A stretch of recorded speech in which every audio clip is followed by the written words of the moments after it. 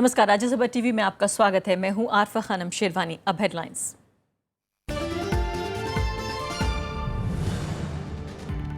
5 राज्यों में मतगणना की उल्टी गिनती शुरू। 822 सीटों पर नतीजों का ऐलान कल। राज्यसभा टीवी पर सुबह 7 बजे से खास प्रसारण।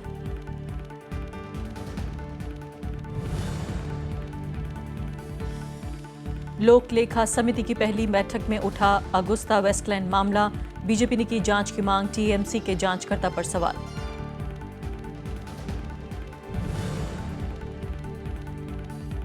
पूर्ण राज्य के दर्जे के लिए दिल्ली सरकार ने पेश किया मसौदा। सहमति के लिए सभी दलों से मिलेंगे मुख्यमंत्री केजरीवाल।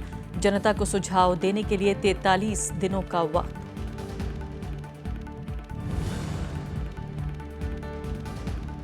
गिरफ्त में आया गोधरा कांड का मुख्य आरोपी फारूक खाना। गुजरात एटीएस ने कलोल में किया गिरफ्तार। 14 साल से पुलिस को थी तलाश।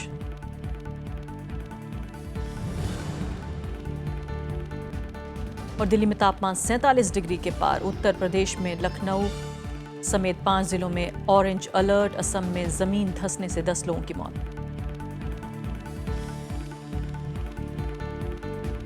और अब पहली खबर।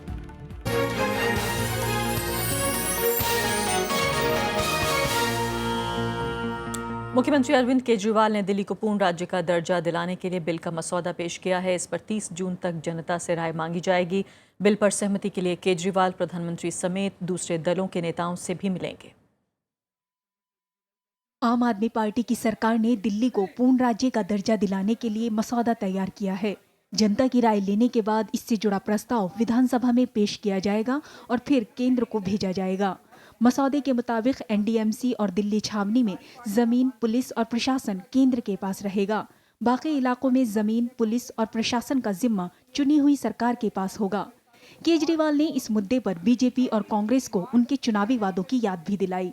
हम नहीं चाहते, ये बहुत अहम मुद्दा है कि इस मुद्दे पर राजनीति हो, क्योंकि सारी पार्टियां मानती हैं कि दिल्ली को पूर्ण राज्य का दर्जा मिलना चाहिए। आम आदमी पार्टी मानती है, कांग्रेस मानती है, बीजेपी मानती है। बीजेपी कांग्रेस कई सालों से संघर्ष करती रही हैं इसके लिए। तो हमें पूरा यकीन है कि अब दिल्ली को पूर्ण राज्य के दर्जा दिलाने के लिए सब लोग मिलकर काम करेंगे। बीजेपी का मानना है कि देश की राजधानी होने के नाते वीवीआईपी सुरक्षा को नजरअंदाज नहीं किया जा सकता। आपको मालूम है कि राज्यसभा के अंदर हमारा बहुमत नहीं है। अकेले हमारे यस करने या नो करने से हल नहीं निकलने वाला। इसके लिए आपको सभी से बात करनी पड़ेगी, चाहे वो बीएसपी हो, चाहे वो कांग्रेस हो, चाहे वो समाजवादी पार्टी हो, क्योंकि राज्यसभा के अंदर 2/3 बहुमत जब तक नहीं होगा ये बिल पास नहीं होगा। इसलिए मेरा मानना है सिर्फ और सिर्फ ब्राउनी पॉइंट स्कोर करने के लिए, राजनीति करने के लिए अगर आप ये बिल लाए हैं तो कोई हल नहीं निकलने वाला। पूर्व मुख्यमंत्री शीला दीक्षित ने कहा कि कानूनी बाध्यताओं के कारण उनकी सरकार इस वादे को पूरा नहीं कर पाई। किस सोच समझ के करा है, क्या है, और एमसीडी को तो संभाल नहीं पाते हैं आप, उनकी तनख्वाहें नहीं दे पाते हैं, तो सारा जब स्टेट हो वो आप ले लेंगे तो कैसे करेंगे। पूर्ण राज्य का दर्जा नहीं होने से दिल्ली सरकार पुलिस, जमीन और प्रशासन में हस्तक्षेप नहीं कर सकती। इस वजह से दिल्ली और केंद्र सरकार में बार बार विवाद होता है। अगर आम आदमी पार्टी की सरकार विधानसभा से इस बिल को पास करवा भी लेती है तो इसे संसद से भी पास करवाना होगा, जो आने वाले समय में ना तो सिर्फ आम आदमी पार्टी बल्कि केंद्र सरकार के लिए भी एक बड़ी चुनौती है। कैमरा पर्सन मनोज के साथ अनु दीवान, राज्यसभा टीवी, दिल्ली।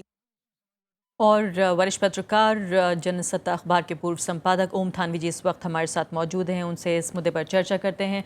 ओम थानवी जी इस वक्त हमारे साथ जुड़ गए हैं। थानवी जी, सबसे पहले तो मुद्दा ये है कि तमाम जो पॉलिटिकल पार्टीज़ हैं वो तमाम अपने जो पॉलिटिकल मैनिफेस्टो है, इलेक्शन मैनिफेस्टो, इसमें हमेशा ये लिखती रही कि पूर्ण राज्य का दर्जा दिलाएंगे, लेकिन किसी ने चुन के आने के बाद कभी इस पर दोबारा गौर नहीं किया। यहाँ एक पहली पॉलिटिकल पार्टी ऐसी है जो इस पर एक तरह से कम थोड़ा, जिसे अंग्रेजी में कहते हैं नॉइज़, तो कम से कम क्रिएट करना चाहती है, कम से कम बात तो करना चाहती है। आपको जेन्युइन लगता है ये मामला या फिर कोई पॉलिटिकल स्टंट है?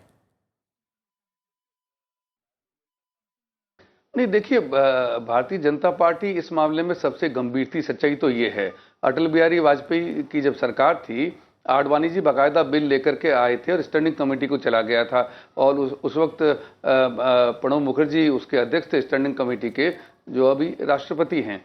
तो इस मामले में ये मुद्दा गंभीर है और इसको भारतीय जनता पार्टी सबसे ज़्यादा गंभीर मानती आई है। कांग्रेस जो है वो जरूर एक तरह से दूसरे कोने में जाके खड़ी हो जाती है, क्योंकि 15 साल राज करके भी वो इस बारे में कुछ कर नहीं पाए। तो भारतीय जनता पार्टी जो है वो अब उन्हीं का जो हथियार है उससे केजरीवाल जो है उनके सामने तन के खड़े हो गए हैं कि आप ही चूंकि चाहते थे, आप ही बिल लेकर के आए थे, तो अब आपकी सरकार केंद्र में है और समर्थन क्यों नहीं करते हैं। तो एक तीर से दो शिकार केजरीवाल कर रहे हैं। अगर पूर्ण राज्यत्व का दर्जा मिल जाता है तो ये जो दिन ब दिन का जो दखल है केंद्र सरकार का, और सरकार दिल्ली में होते हुए भी एक तरह से उनको काम करने में जो मुश्किलें आती हैं वो दूर हो जाएंगी। लेकिन केजरीवाल भी जानते हैं कि ये मोदी सरकार कभी नहीं चाहेगी कि जो है दिल्ली सरकार केंद्र सरकार के कब्जे से बाहर जाए। तो लेकिन थानवी जी से केजरीवाल को इसमें चुनावी तौर पे एक तरह का बिल्कुल थानवी जी, लेकिन इसके अलावा जैसे हमेशा ये कहा गया, ये बात जब भी उठी कहा गया कि व्यवहारिक नहीं है, क्योंकि दिल्ली सिर्फ एक राज्य नहीं है बल्कि देश की राजधानी है, बहुत सारी संवेदनशील चीज़ें हैं, सुरक्षा को लेकर एक बड़ा सवाल है। इसके अलावा पुलिस, लैंड, ब्यूरोक्रेसी, ये सब कुछ अपने अंडर चाहते हैं केजरीवाल। और बात भी सही है कि अगर पूर्ण राज्य होगा तो ये सब कुछ उनके अंडर होगा। लेकिन शीला दीक्षित एक बहुत महत्वपूर्ण मुद्दा उठा रही थी, एक बहुत महत्वपूर्ण बिंदु उन्होंने उठाया। उन्होंने कहा कि अभी ये देखिए जो कुछ इनके पास है वो नहीं संभल पा रहा है, लगता है वाकई कि स्पिल ओवर हो रहा है। जब पूरा राज्य बन जाएगा तो किस तरह संभाला जाएगा? देखिए शीला जी, तो मुझे लगता है खींच में कह रही हैं। अगर इस तरह से कहा जाए तो आप किसी भी मामले में सरकार को कह सकते हैं कि तो इनसे चीज़ें संभल नहीं रही हैं, तो इसलिए उनको चलाने का हक नहीं है। एक चुनी हुई सरकार है, वो अपना काम कर रही है, उसकी आलोचना की जा सकती है। ये तो एक सैद्धांतिक मुद्दा है। अगर वो ये मानती हैं कि पूर्ण राज्यत्व का दर्जा मिलना चाहिए तो सरकार निकम्मी है चाहे सरकार काम करने वाली है, वो राज्यत्व का दर्जा उनके पास में रहना चाहिए। अभी डीडीए भी दिल्ली सरकार के पास में नहीं है, एमसीडी उनको रिपोर्ट नहीं करती है, पुलिस उनको रिपोर्ट नहीं करती है, नौकरशाही जिसको केंद्र सरकार जब चाहे तब अपने चंगुल में लेने की चेष्टा करती है। तो इस चीज का समर्थन शीला जी जब तक कांग्रेस थी तब तक ठीक था, क्योंकि दोनों तरफ एक ही पार्टी की सरकार थी। लेकिन अगर अभी जैसी स्थिति है, ऐसी स्थिति कभी पैदा हो तो कभी भी कोई केंद्र की सरकार जो है अगर वो विपरीत पार्टी होगी तो सरकार को चलने नहीं देगी। इसलिए पूर्ण राज्यत्व का दर्जा जो है वो दिल्ली को मिले, ये दिल्ली के भी हक में है। इस बात को कम से कम भारतीय जनता पार्टी और आप दो तो मानते ही हैं। तो अब जब केंद्र में भारतीय जनता पार्टी की सरकार है तो मुझे लगता है कि कांग्रेस तो खैर अभी हाशिए पर है, लेकिन भारतीय जनता पार्टी जो है उसकी किरकिरी जरूर होगी, क्योंकि जनता इस चीज को समझ सकती है। और भारतीय जनता पार्टी कम से कम कांग्रेस की तरह अब ये नहीं कह सकती है कि अब चूंकि सरकार दिल्ली की ठीक से नहीं चल रही है इसलिए पूर्ण राज्यत्व का दर्जा लेकर के आप क्या करेंगे। लेकिन ओम थानवी जी ये बताइए कि क्या आप उन पहलुओं को नजरअंदाज कर सकते हैं जो संवेदनशीलता से जुड़ा हुआ है, सुरक्षा से जुड़ा हुआ मसला है? क्योंकि अगर पूरी राजधानी का जिम्मा अगर राज्य की सरकार को दे दिया जाएगा, जो देश की राजधानी भी है, बहुत गंभीर सुरक्षा के सवाल भी इससे जुड़े हुए हैं, क्या हम इस सबको नजरअंदाज कर सकते हैं? इस मामले में पहले काफी बहस हो चुकी है। सारी की सारी पुलिस, सारी की सारी सुरक्षा जो है वो दिल्ली सरकार के पास में नहीं जाएगी। इसको लेकर के जब तय होगा मामला तो इस बारे में बात होगी कि कौन से इलाके किस तरह की सुरक्षा जो है वो केंद्र के पास में रह सकती है। जैसे कि वीआईपी लोग हैं, उनकी सुरक्षा दिल्ली सरकार क्यों करेगी? दिल्ली सरकार अपने नागरिकों की सुरक्षा करेगी। तो इस मामले में ये जो चीजें हैं ये कहकर के बिल को जो है वो नहीं लटकाया जा सकता है। इन मामलों में बिल में प्रावधान किए जा सकते हैं कि कहां कहां पे आप एक रेखा खींच सकते हैं। तो मैं नहीं मानता हूं कि ये इतनी बड़ी गफलत होगी। ऐसा केंद्र जी आखिरी सवाल संक्षेप में ये बताइए कि क्या आपको लगता है कि वाकई इस मसले पर कोई बहुत गंभीर संजीदा तरीके से राजनीतिक बहस हो सकती है, या आपको लगता है कि सिर्फ ये दिल्ली सरकार और केंद्र के बीच टकराव का एक और बिंदु हमें मिल गया? मुझे लगता है कि इस पे कम से कम गंभीर राजनीति जरूर हो सकती है जो हो रही है। बहुत बहुत शुक्रिया ओम थानवी जी आपका। तो फिलहाल ये थी हमारी पहली खबर। अब एक छोटा सा ब्रेक।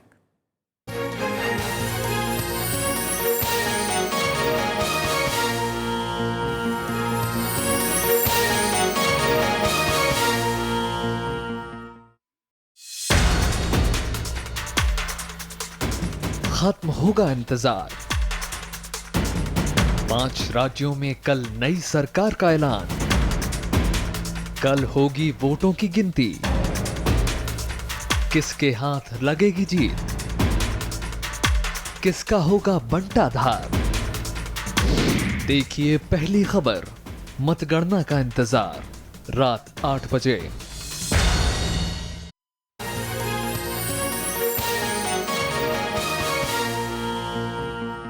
खबरों में आगे बढ़ते हैं। 5 राज्यों में विधानसभा चुनाव के कल नतीजे आएंगे। मतगणना गुरुवार सुबह 8 बजे से शुरू होगी। पहले डाक मतपत्रों और बाद में ईवीएम वोटों की गिनती होगी। 10 बजे के बाद रुझान आने शुरू हो जाएंगे और दोपहर तक तस्वीर साफ हो जाएगी। असम, पश्चिम बंगाल समेत 5 राज्यों में मतगणना गुरुवार सुबह 8 बजे शुरू होगी।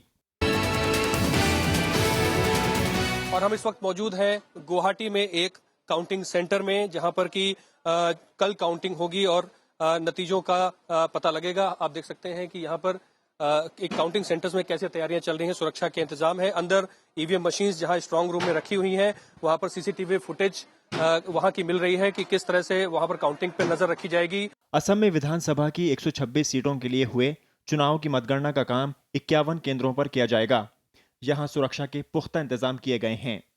काउंटिंग पर हमें उम्मीद है कि जिस तरह से पोलिंग की प्रक्रिया शांतिपूर्ण तरीके से हुई, हम पूरी कोशिश कर रहे हैं कि काउंटिंग और काउंटिंग के बाद भी किसी तरह की समस्या ना हो। Law and order security related उसके लिए काफी अरेंजमेंट किए गए हैं। सियासी समीकरण की बात करें तो असम में बीजेपी असम गण परिषद और बोडोलैंड पीपल्स फ्रंट के साथ सत्ता हासिल करने की कोशिश में है। वहीं कांग्रेस के सामने सत्ता में वापसी की चुनौती है। तीसरे छोर पर AIUDF है, जो पिछले चुनाव में दूसरी सबसे बड़ी पार्टी थी। पश्चिम बंगाल में 294 विधानसभा सीट के लिए 90 मतगणना केंद्र बनाए गए हैं। यहां पर केंद्रीय सुरक्षा बल की 78 कंपनियां तैनात हैं। सियासी समीकरण की बात करें तो पश्चिम बंगाल में तृणमूल कांग्रेस के सामने सत्ता बचाने की चुनौती है। वहीं वामदल कांग्रेस के साथ मिलकर सत्ता में आने की उम्मीद लगाए हैं। वहीं बीजेपी इन चुनावों के जरिए सूबे में अपनी मौजूदगी का एहसास कराने की पुरजोर कोशिश में है। पंचानन मिश्रा, राज्यसभा टीवी। केरल, तमिलनाडु और पुदुचेरी में भी कल मतगणना का काम किया जाएगा। तीनों राज्यों में मतगणना केंद्रों में सुरक्षा के पुख्ता इंतजाम किए गए हैं। केरल में मतगणना की तैयारियां पूरी हो चुकी हैं। 140 विधानसभा सीटों के लिए 80 केंद्रों में मतगणना होगी। केरल राज्य निर्वाचन आयोग लोगों तक तेजी से रुझान पहुंचाने और नतीजे पहुंचाने के लिए विशेष सॉफ्टवेयर का इस्तेमाल कर रहा है। 140 LAC जो कॉन्स्टिट्यूएंसीज है, the counting will happen in 80 counting centres. वहाँ पर सारा इंतजाम हो चुका है, टेबल्स लगे हुए हैं, ऑब्जर्वर्स का पोस्टिंग हुआ है। The faster option will be, हमारे स्टेट का एक सॉफ्टवेयर है, that is the trend software, जिसमें जो काउंटिंग हो रही है उसका तत्समय the reporting will be done on the trend software. Kerala में इस बार सत्ताधारी कांग्रेस नेतृत्व वाले UDF का सीधा मुकाबला CPM नेतृत्व वाले LDF से है। वहीं बीजेपी भी सूबे में अपना खाता खोलने की पुरजोर कोशिश में है। पुदुचेरी में 30 विधानसभा सीटों के लिए 5 मतगणना केंद्र बनाए गए हैं। यहां पर सुरक्षा के पुख्ता इंतजाम किए गए हैं। सारा अरेंजमेंट्स हो गया है वो, and in Puducherry counting will take place in 5 centers, 2 in Pondicherry proper, then 1 each in Karaikal, Mahe and Yanam, and all the arrangements have been made. Foolproof security has also been provided, so we are expecting a very peaceful counting. सियासी तस्वीर के लिहाज से यहां सत्ताधारी NR Congress के सामने सत्ता को बचाने की चुनौती होगी। तो वहीं तमिलनाडु की तरह DMK यहां भी कांग्रेस के साथ मिलकर चुनाव लड़ रही है। DMDK PWF गठबंधन भी दावेदारी ठोक रहा है। तमिलनाडु में विधानसभा की 234 में से 232 सीटों पर चुनाव हुए हैं। इसके लिए मतगणना का काम 68 केंद्रों में किया जाएगा। पहले हम पोस्टल बैलेट काउंट करना शुरू करेंगे और 8:30 बजे के बाद इलेक्ट्रॉनिक वोटिंग मशीन से काउंटिंग शुरू करेंगे। आई थिंक हम 11 साढ़े 11 बजे तक हम ऑलमोस्ट खत्म कर देंगे। और जो कैंडिडेट को सर्टिफिकेट है उसमें थोड़ा और टाइम लगता है, तो उसके लिए 2-3 बजे तक उनको मिल जाएगा। 3 बजे तक का हमारा पूरा तमिलनाडु में रिजल्ट आ जाएगा। सियासी तस्वीर पर नजर डालें तो सत्ताधारी AIADMK का सीधा मुकाबला DMK और कांग्रेस के गठबंधन के साथ है, जबकि तीसरे छोर पर DMDK PWF गठबंधन दावेदारी ठोक रहा है। वहीं PMK और BJP भी अपनी मौजूदगी दर्ज कराने की पूरी कोशिश में हैं। अखिलेश सुमन, विशाल दहिया के साथ रविंद्र सिंह चौरान, राज्यसभा टीवी। असम, पश्चिम बंगाल, तमिलनाडु, केरल और पुदुचेरी में अब सबकी निगाहें 19 मई को आने वाले नतीजों पर हैं। राज्यसभा टीवी ने मतगणना के लिए खास तैयारियां की हैं, जिसका प्रसारण गुरुवार सुबह 7 बजे से शुरू होगा और दिन भर राज्यसभा टीवी आप तक पल पल की खबरें पहुंचाता रहेगा। 5 राज्यों में हुए चुनाव की शानदार कवरेज के बाद अब बारी है सटीक नतीजों की। राज्यसभा टीवी एक बार फिर आपको देगा हर राज्य के चुनाव नतीजों से जुड़ी खबर दिन भर लगातार। मतदान केंद्रों पर हमारे संवाददाता मौजूद रहेंगे। कोलकाता, गुवाहाटी, चेन्नई, तिरुवनंतपुरम, पुदुचेरी, हर जगह होगा राज्यसभा टीवी। असम में किसके हैं आसार, किसे मिलेगी मात और कौन बनाएगा सरकार? तमिलनाडु का क्या होगा परिणाम? जयललिता बनाएंगे इतिहास या करुणानिधि बनाएंगे सरकार? क्या एक बार फिर रहेगी यूडीएफ की सत्ता बरकरार या एलडीएफ को मिलेगा जनादेश? क्या होगा इस बार? क्या रंगास्वामी फिर से बनेंगे मुख्यमंत्री या कांग्रेस बनाएगी सरकार? और क्या बढ़ेगा बीजेपी का जनाधार? पुडुचेरी से देखिए पल पल की खबर। सुबह 7 बजे से राज्यसभा टीवी पर यह खास पेशकश जारी रहेगी गुरुवार को दिन भर। हमारे साथ आप देख सकेंगे सबसे सटीक नतीजे, जिनका विश्लेषण करेंगे मशहूर राजनीतिक जानकार।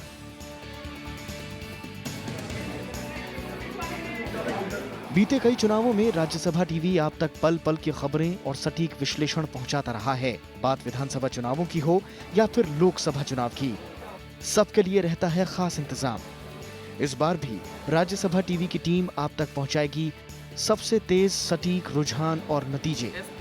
उत्तर प्रदेश से लेकर कर्नाटक और गुजरात से लेकर बिहार तक हर चुनाव में राज्यसभा टीवी की सूचना, विश्लेषण और जमीनी पड़ताल को सराहा गया। तो 19 मई को सुबह 7 बजे से देखना न भूलें राज्यसभा टीवी। लोक लेखा समिति की पहली बैठक में बीजेपी ने वीवीआईपी हेलीकॉप्टर सौदे की जांच की मांग रखी। हालांकि टीएमसी ने सीएजी शशिकांत शर्मा की तरफ से रक्षा सौदों की जांच पर चिंता जताई। संसद की नवगठित लोक लेखा समिति की बुधवार को पहली बैठक हुई। सीएजी शशिकांत शर्मा ने समिति के सदस्यों को विभिन्न मसलों की जानकारी दी। बीजेपी के एक सदस्य ने वीवीआईपी हेलीकॉप्टर सौदे की जांच की मांग की। सीएजी ने इस पर 2013 में रिपोर्ट दी थी। बीजेडी सदस्य ने भी इसका समर्थन किया। I told the committee members this particular issue came in 2013 when Professor Joshi was the chairman of the PSC. So he has gone through that, but they did not take that subject at that time. And after that, there is no further development.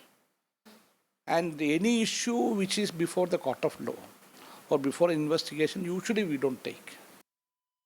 TMC के एक सदस्य ने CAG Shashikant Sharma की ओर से रक्षा सौदों की जांच पर चिंता जताई।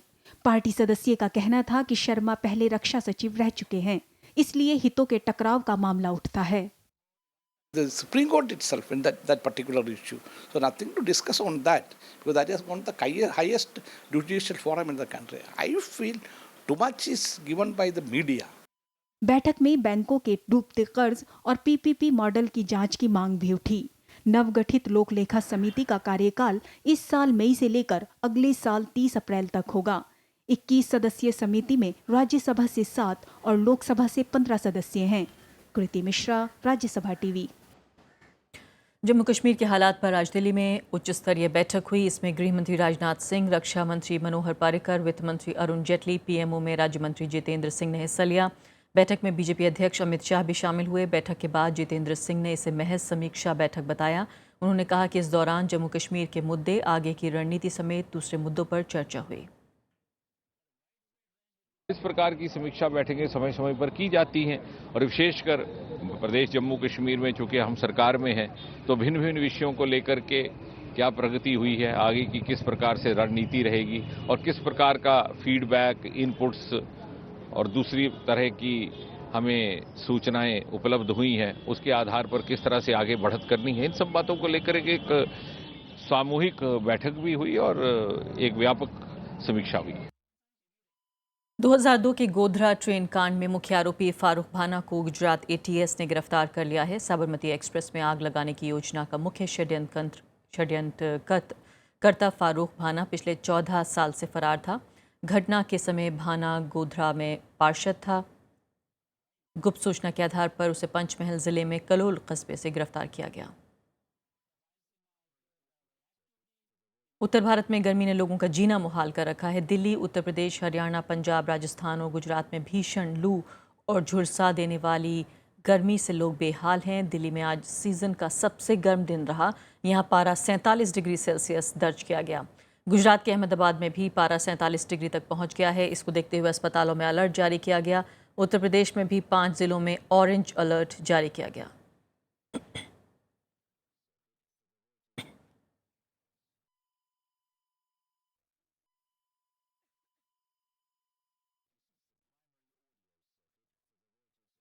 असम में भारी बारिश के बाद जमीन धंसने से 10 लोगों की मौत हो गई। उधर तमिलनाडु में बारिश से भी जनजीवन अस्त व्यस्त है।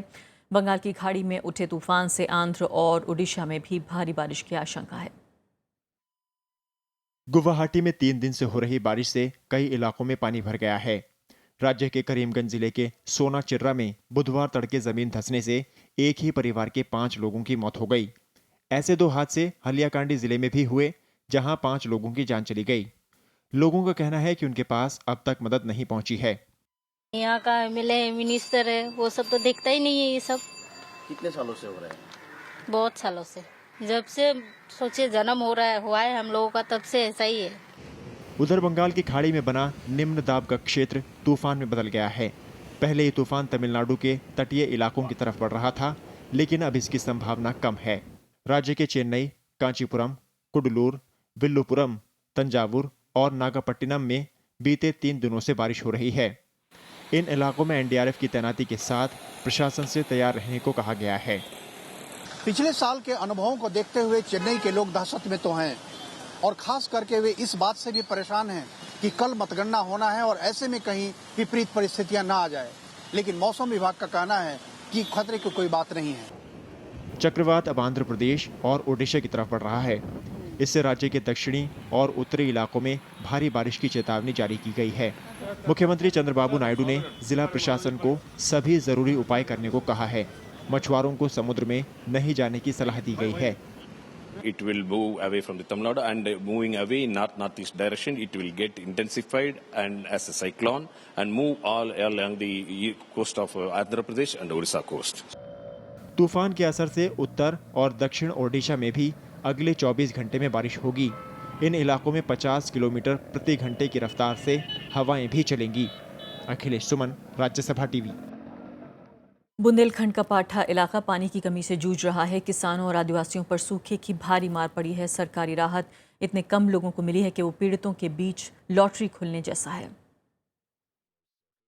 सूखे खेत, बारिश की आस में आसमान को तकती आंखें। ये तस्वीर पाठा के रुखमा खुर्द गांव की है। 3000 से ज्यादा आबादी वाला ये गांव जल संकट और सूखे की मार झेल रहा है। किसानों की फसल चौपट हो गई है। प्रशासन ने जानवरों के लिए भूसा बंटवाया, लेकिन वो भी ना के बराबर है। सरकारी मुआवजा भी ऊंट के मुंह में जीरे की तरह है। मुआवजा 2400 रुपया मिला है, 2400 मिला है। हाँ, ये जो अखिलेश दिए हैं 2400 रुपया हमें दिए है। ज्यादातर तालाब और हैंडपंप सूख चुके हैं। जो बचे हैं वो भी सूखने के कगार पर हैं। खेती की 70% जमीन पानी की कमी के चलते बोई नहीं जा सकी। 30% जमीन में जो अनाज बोया गया था उससे उपज इतनी कम हुई कि लागत भी नहीं निकली।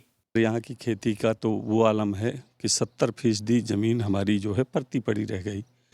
30% में बोया गया, जो जहाँ जिसके पास ट्यूबवेल हैं उसके माध्यम से, तो उसमें भी मात्र 10 से 15% की ही उपज हुई। सर्वे किया जाए तो 50% ही उसको पाए हैं। अभी उसमें भी लोग तमाम अधूरे हैं। कह दिया जाता है लेखपालों के माध्यम से कि बजट नहीं है, किसी को कुछ किसी को कुछ। खेती बाड़ी तबाह होने से किसान भुखमरी और पलायन को मजबूर हैं। हालांकि प्रशासन इस संकट से निपटने के लिए कोशिशें कर रहा है। लोगों को सरकारी मदद के जमीन पर उतरने का इंतजार है। चित्रकूट का पाठा इलाका जल संकट और सूखे के नाते भारी तनाव से गुजर रहा है। ये देश के पिछड़े इलाकों में पहले ही शामिल रहा है, लेकिन इस बार सूखे ने किसानों की कमर तोड़ दी है। उनको खेती में घाटा उठाना पड़ा है और जो मुआवजा मिला है उसे कह सकते हैं ऊँट के मुंह में जीरा। कैमरामैन जुनैद के साथ अरविंद कुमार सिंह, राज्यसभा टीवी, पाठा, चित्रकूट। श्रीलंका में बारिश के बाद बाढ़ और भूस्खलन से भारी तबाही मची है। अब तक 40 लोगों की जानें जा चुकी हैं, जबकि अब भी 200 से ज्यादा लोग लापता हैं। राहत और बचाव के लिए सेना को लगाया गया है। श्रीलंका में जारी मूसलाधार बारिश आफत में तब्दील हो चुकी है। बारिश के बाद आई बाढ़ और भूस्खलन से भारी तबाही मची है। राजधानी कोलंबो समेत देश के दूसरे इलाके बाढ़ की चपेट में हैं। शहर की कई सड़कें जलमग्न हैं। करीब 2 लाख लोग पलायन को मजबूर हैं। बाढ़ग्रस्त इलाकों में बचाव और राहत काम के लिए सेना को तैनात किया गया है।